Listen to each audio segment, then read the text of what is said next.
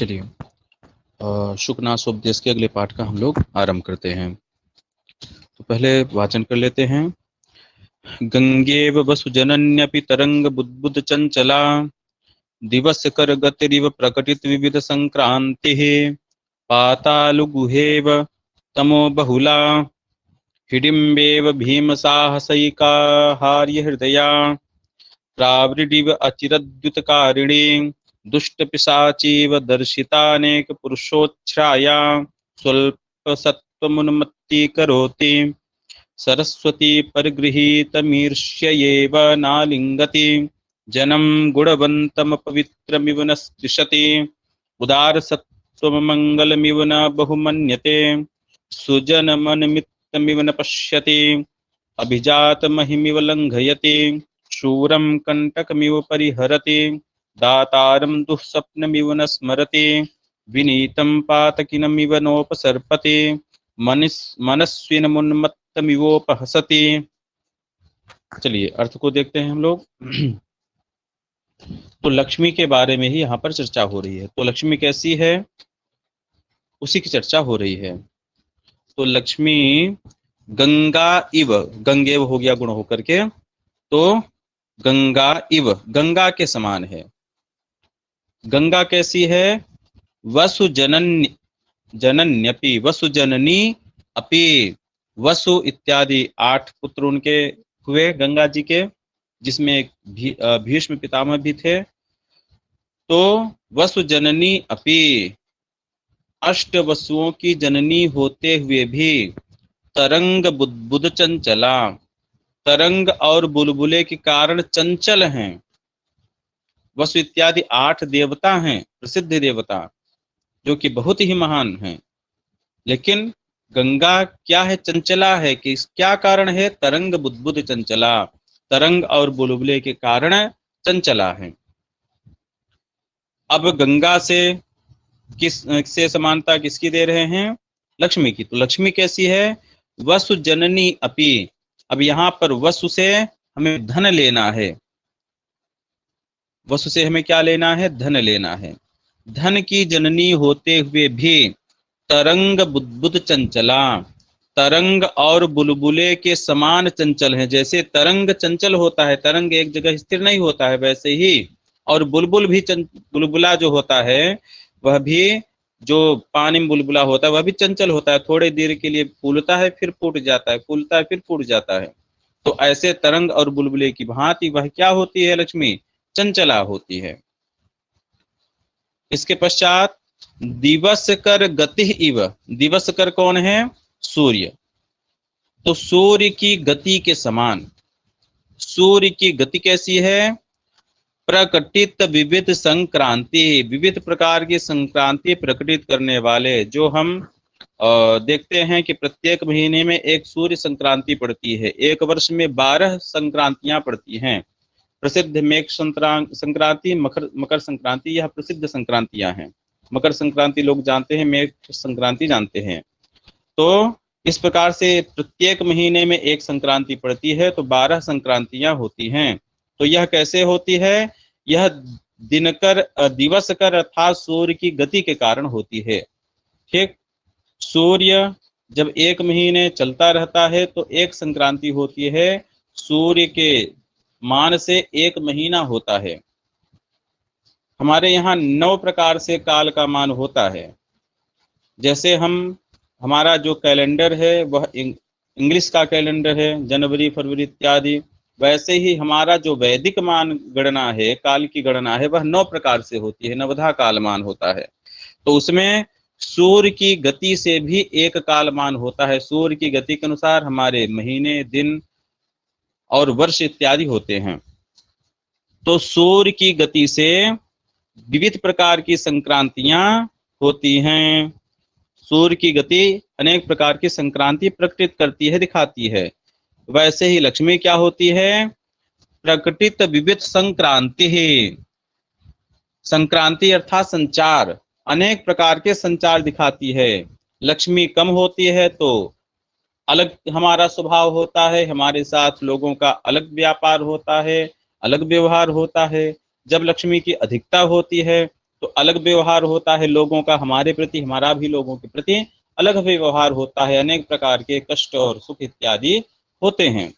तो अनेक प्रकार की संक्रांति यह लक्ष्मी भी दिखाती है, अनेक रूपों को ग्रहण करने वाली यह लक्ष्मी होती है। ठीक है, और इस प्रकार से आगे देखते हैं। पाताल गुहेव तमो बहुला, पाताल गुहा इव, पाताल गुफा के समान, तमो बहुला, पाताल गुफा कैसी है? पाताल गुफा तमो बहुला, बहुत ही अंधकार होता है वहां पर पाताल गुफा में। अर्थात नीचे की तरफ, पाताल की तरफ यदि कोई गुफा बनाई जाए तो जितने अंदर जाते जाएंगे उतना ही अंधकार।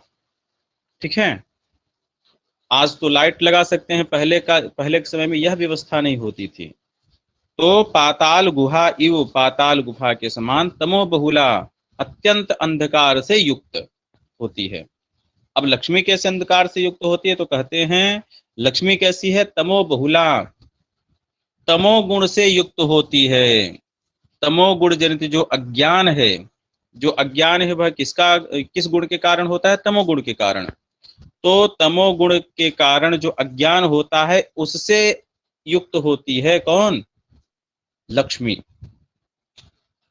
और इसके पश्चात हिडिंबा इव, हिडिंबा इव भीम साहस एक आहारी हृदया, भीम साहसिकाहारी हृदया।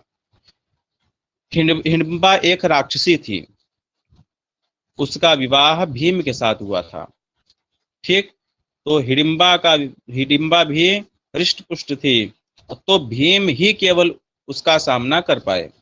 तो भीम के साहस के कारण, भीम के बल के कारण वह जो है भीम पर आकृष्ट हो गई और भीम का उसके साथ विवाह हुआ।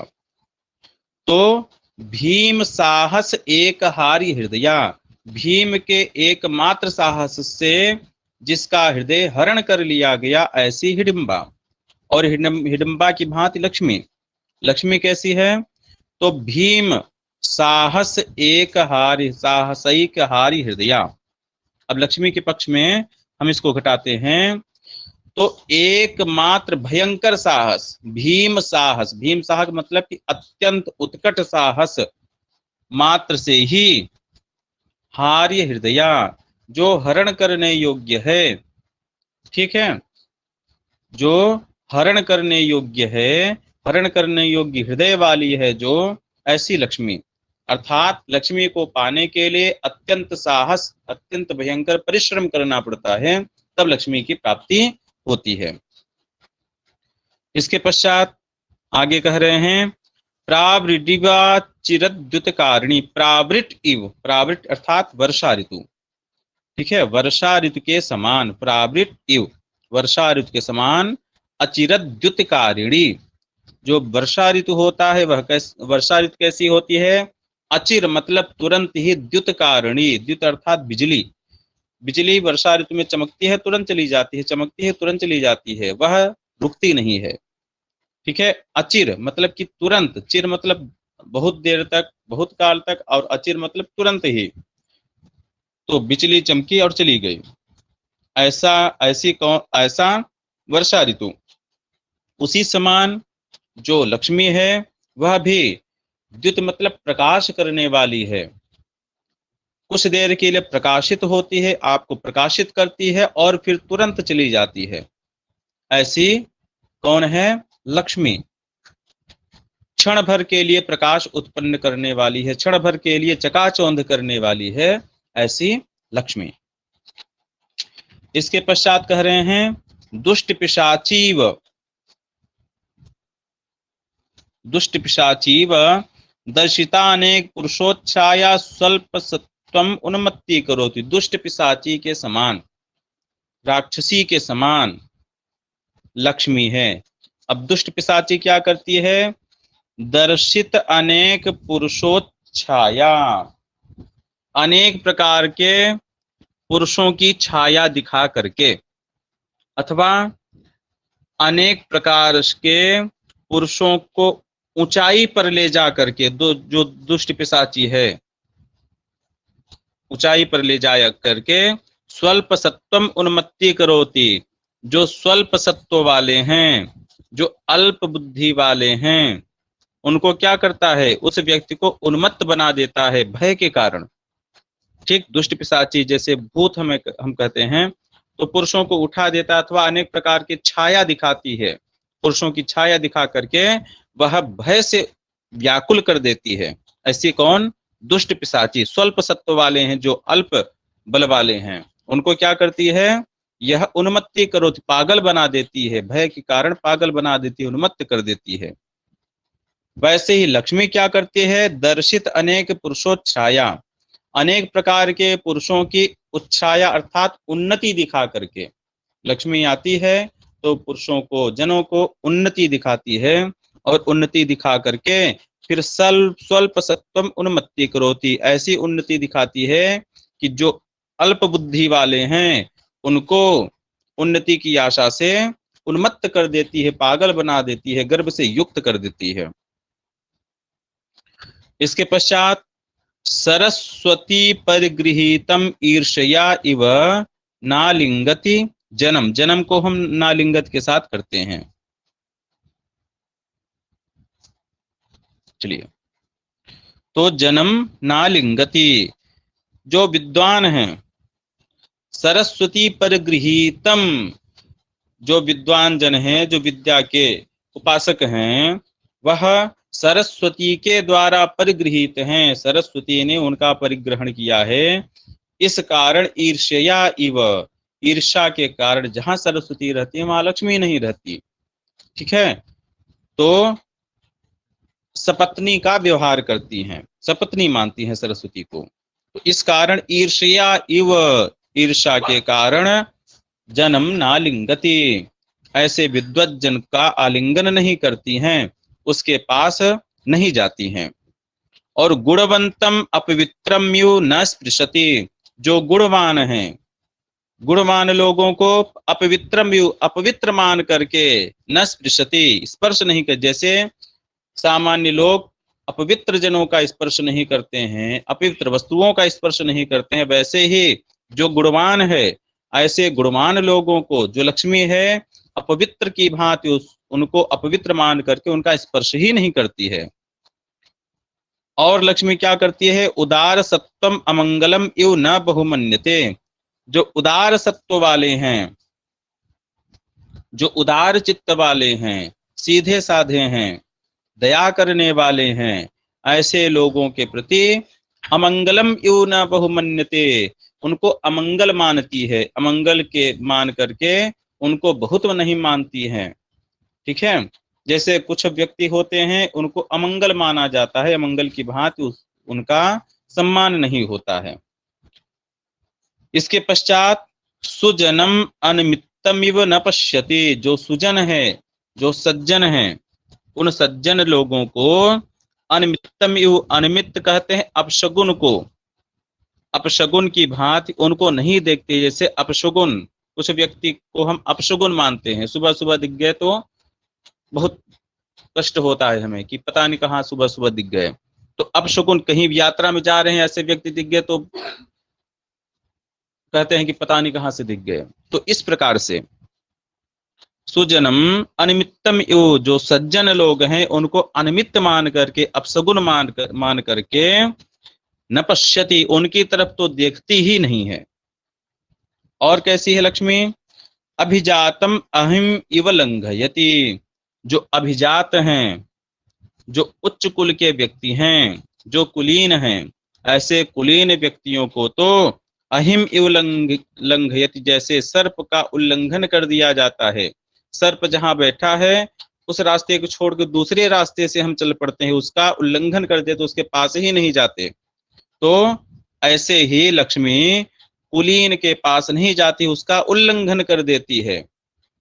ठीक है, किसका, जो कुलीन है, सर्प की भांति उसका उल्लंघन कर देती है। और शूरम कंटकम इव परिहरति, जो शूर हैं, जो वीर हैं, उनको कांटे की भांति परिहरति, छोड़ देती है। जिससे कांटे वाले रास्ते को, कांटे वाले वस्तुओं को लोग छोड़ देते हैं, वैसे ही शूरम वीरम, शूरवीर को जो लक्ष्मी है परिहरति छोड़ देती है। और दातारम दुह स्वप्नमेव न स्मरति, जो दाता है, जो दान देने वाले हैं, उन लोगों को दुह स्वप्नम इव न स्मृति, दुष्ट स्वप्न के समान, दुह स्वप्न के समान, बुरे स्वप्न के समान उसको याद ही नहीं करती है। जो हमने स्वप्न में अच्छी बातें देखी है उसको हम बार बार याद करने की चेष्टा करते हैं, बार बार याद रखना चाहते हैं, लेकिन दुह स्वप्न को हम याद भी नहीं करना चाहते दोबारा। तो वैसे ही जो दाता हैं, जो दानी हैं, उनको दुःस्वप्न की समान लक्ष्मी न स्मरति, स्मरण नहीं करती है उसका। और विनीतम पातकिनम इव नोपसर्पति, जो विनीत जन हैं उनको पातकी मान करके, पातक के समान, न उपसर्पति, उनके पास नहीं जाती है। और मनस्विनम उन्मत्तम इव उपहसति, जो मनस्वी जन हैं उनके पास उन्मत्तम इव, पागल समझ करके, जैसे लोग पागलों के पास नहीं जाते हैं, उन्मत्त के पास नहीं जाते हैं, वैसे ही यह जो लक्ष्मी है वह मनस्वी जनों के पास नहीं जाती है, उनके ऊपर उपहास करती है, उनका उपहास करती है, उनके ऊपर हंसती है। तो उन्मत्तम इव उपहसति, जैसे पागल लोगों का लोग उपहास करते हैं, उन्मत्त लोगों का उपहास करते हैं, वैसे ही लक्ष्मी मनस्विनम उपहसति, मनस्वी जनों का उपहास करती है। अब यहाँ पर यदि हम देखें तो गंगेव वसुजनन्यपि तरंग बुद्बुत चंचला इत्यादि जगह क्या है, उपमा अलंकार है। ठीक है, इन जगहों पर उपमा अलंकार मानना चाहिए। इसके पश्चात इस पूरे पैराग्राफ में ही उपमा अलंकार होगा। ठीक है, गंगेव दिवसकर गति इव पाताल गुहा इव हिडिम्बा इव दुष्ट पिशाची इव, हर जगह यहाँ पर उपमा अलंकार ही है। ठीक है, तो आज इतना ही। यदि कोई प्रश्न किसी का हो तो अभी पूछ सकते हैं।